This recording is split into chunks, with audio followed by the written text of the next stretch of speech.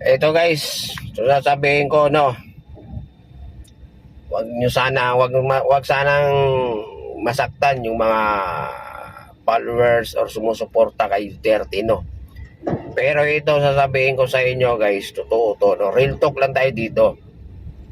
Usaping pag-aresto kay Duterte, kay former President Duterte. Kung sino ba talaga ang may kasalanan?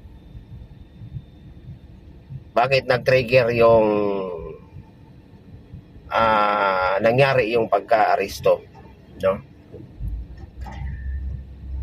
Ang dami niyong sinisisi. Sinisisi niyo si BBM.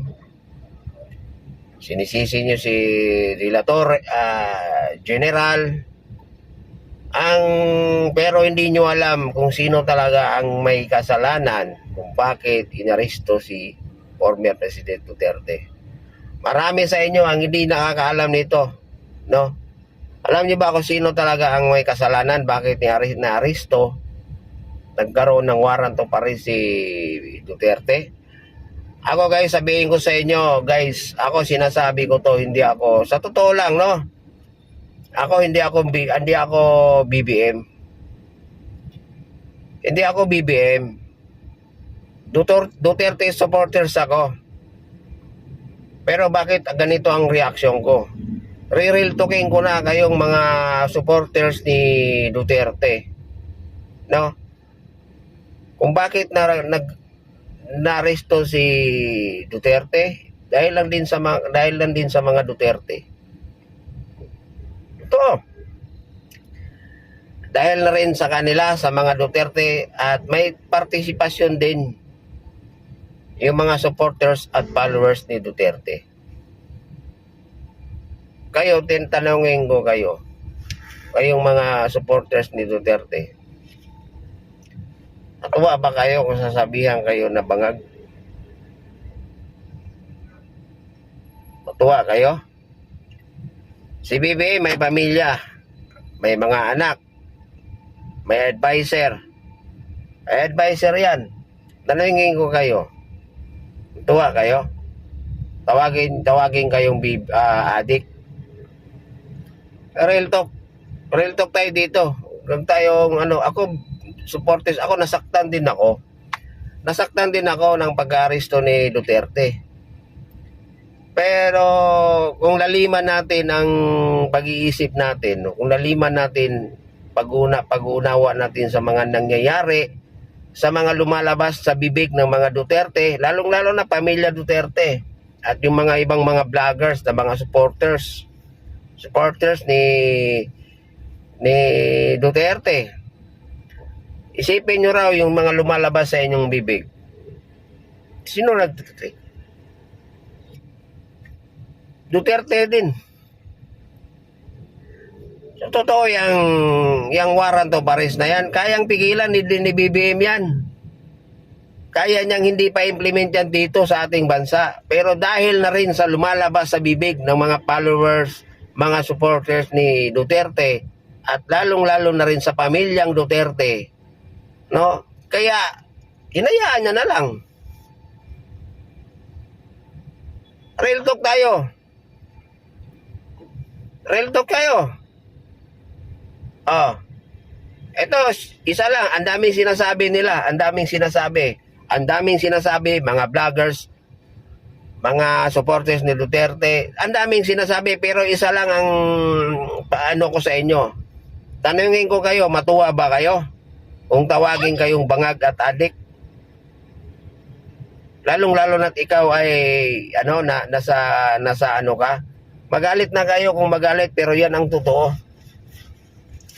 Nung una pa lang sinabi ni Duterte yan, yung sinabi niya nung bangag, no, bangag ang ating presidente. Doon pa lang magti-trigger na yon. Magti-trigger na yon kay BBM. Hanggang sa tuloy-tuloy gumaya yung mga followers, yung mga vloggers ni Duterte, gumaya na, tinatawag na ngayon na presidente, tawagin mong bangag, tawagin mong adik. Sa tingin nyo, natutuwa si BBM sa tawag nyo sa kanila? Ay, kahit kayo hindi kayo matutuwa. Kahit sabihin nyo, kahit kayo guys, kahit sabihin nyo, kahit kayo sa inyo sarili nyo, kahit totoong gumagamit kayo, adik ka, pero hindi ka matutuwa kung pagsabihan ka sa maraming tao. Ipagkakalat sa pamamagitan ng social media, ikalat,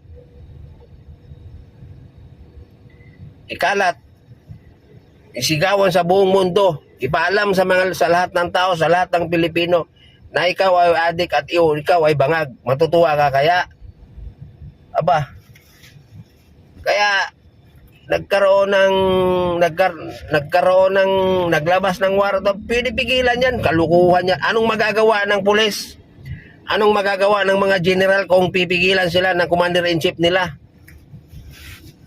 General ka lang, commander-in-chief ako. Huwag niyong arestuhin yan.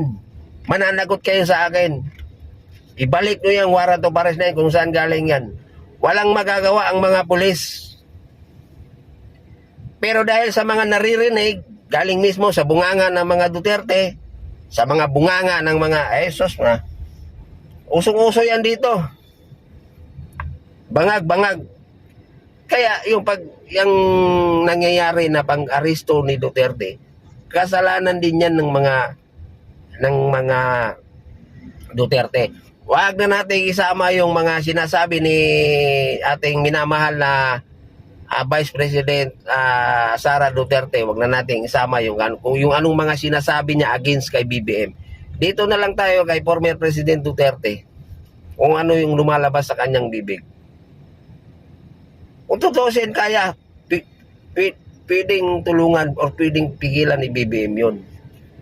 Pero dahil sa mga naririnig niya ng mga masasakit na mga salita galing sa mga followers at supporters ni Duterte, at lalong-lalo na galing kay Duterte, ayun, nag-give-up ang mama.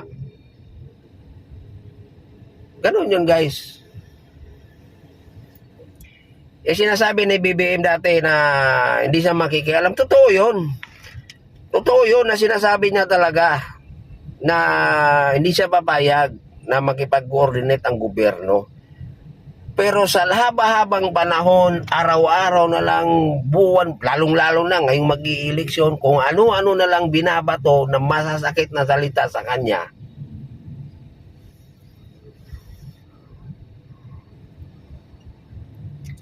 Kahit gaano ano yung pakikisama mo sa isang tao, pero kung naririnig mo sa kanya yung mga masasakit na salita against you, bibigay at bibigay ka rin. Bibigay at yan ang nangyayari. Real talk yan. Yan ang totoong nangyayari. Kung bakit nung inaristo si Duterte, wala nang pakialam si BBM. Halata naman sa speech niya. Inayaan niya lang talaga. Mga pulis, anong magagawa ng pulis kung ayaw ng commander-in-chief? Sa totoo lang, walang magagawa ang mga pulis pag hinarang ka ng commander-in-chief. Sino ka para harangan mo ako? Commander-in-chief ako.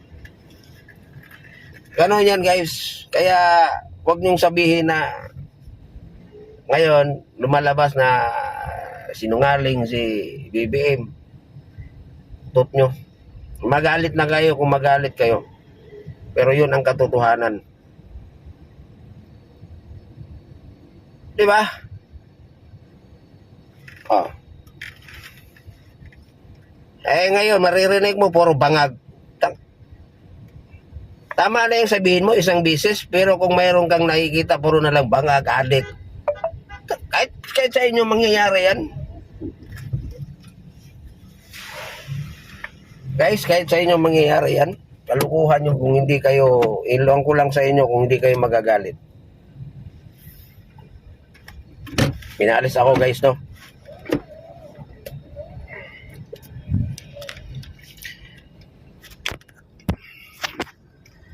Kaya yun talaga yun guys. Kaya ako, nung sinabi yan ni Duterte noon, nako, dapat doon, hindi niya sinabi yung ganun. Isang pagkakamali. Yun ang nag-trigger. Real talk yan guys. Kaya wag nyong, di ba?